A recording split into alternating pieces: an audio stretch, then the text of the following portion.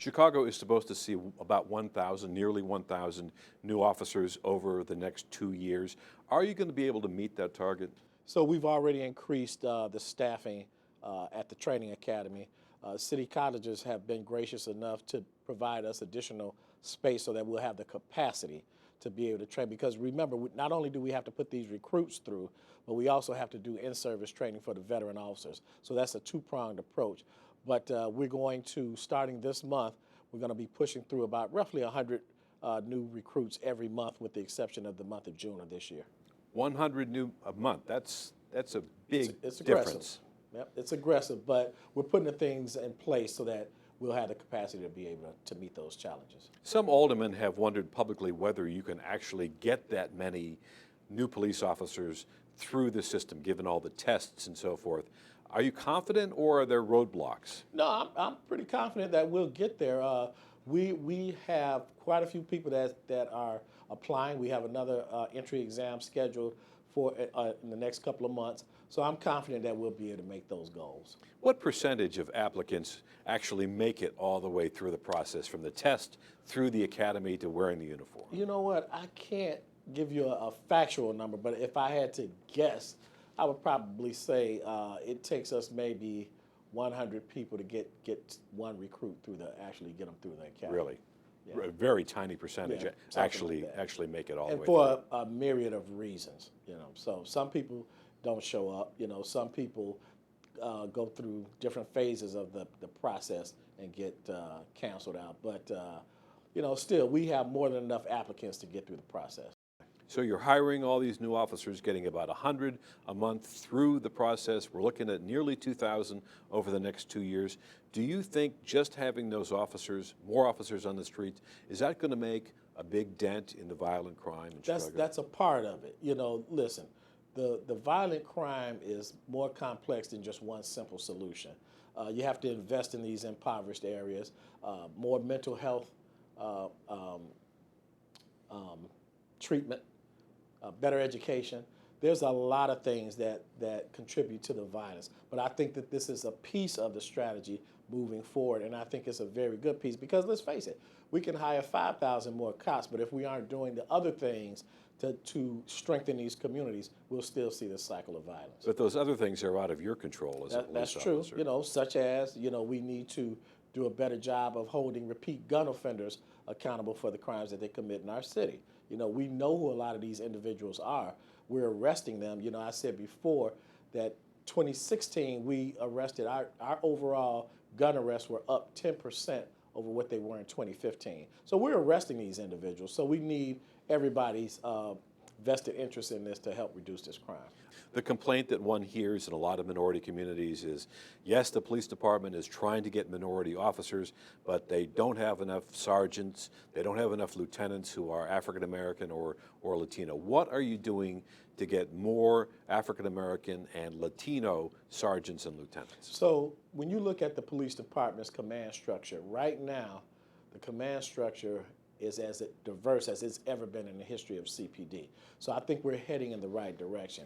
And with that being said, then those people can reach down to, African Americans and other Latinos to pull them up. So we are putting programs in place to train those people up so that when they go through interviews for certain positions, they'll be better equipped to get those positions. The Chicago Tribune is reporting that stops by officers are down dramatically, about 60%, and arrests are down by a third. Are Chicago police officers more reluctant to approach individuals on the street because of all the paperwork that's involved? No, what I would say to you is this. On a daily basis, one of the most dangerous things, or the most dangerous thing a police officer can do, is take a bad guy off the street that has a firearm. So when you look at it in that context, last year, 2016 compared to 2015, we took 10% more people off the streets that had firearms. That tells me that the police are out there engaged, but it also tells me we're doing a better job of stopping the right people for the right reasons. But what about these contact cards? It's not as easy for an officer as it used to be. Right. Though there's a different way of documenting our contact with citizens, but I believe that. But here's the rub with that: the contact card system and the new system are two different types of ways of doing things. So you're never going to have the numbers that we had before.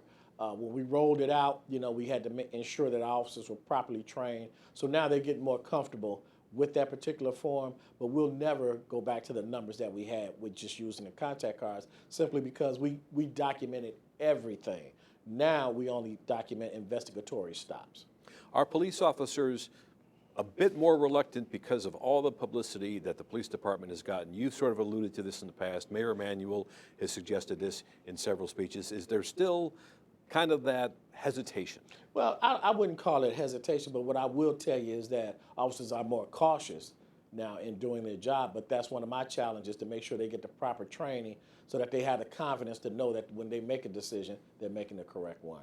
We now have the Justice Department in Chicago. One of the things they're looking at is the policies for use of force. Has the Chicago Police Department changed its policies on use of force since the Justice Department Task Force has been in town? Well, their actual report we haven't seen yet, but I can tell you this. Regardless of what that report says, we are embracing reform. As far as our use of force go, as you know, we put it out for public comment a month or so ago. Now we're in the process of going through all those comments and putting the order together. One of the things that I can tell you that will be different is that the order will now highlight the sanctity of life, and that use of deadly force should be a last option. So now we give them a sliding scale to de-escalate when they can, and when they can't, then we have to make sure we give them the confidence to know that when they make that split-second decision to use deadly force, that they're doing the right thing. What is the baseline for that? What can you say about when deadly force is justified? Well, you have to assess the force that you're met with. So it's difficult to just tell a police officer, if this happens, then you do that. Each situation is different, and you have to assess it. So we give them the ability to assess it, and that's where the training comes in. Because when you give officers good training, then they'll make good, sound decisions when they're faced with that confrontation. The standard has often been that if the police officer feels that his life or her life or the life of another is in danger, then force is justified. Is that still kind of the fundamental decision point? If you feel like someone is in jeopardy of receiving great bodily harm, deadly force, then the use of deadly force is justified.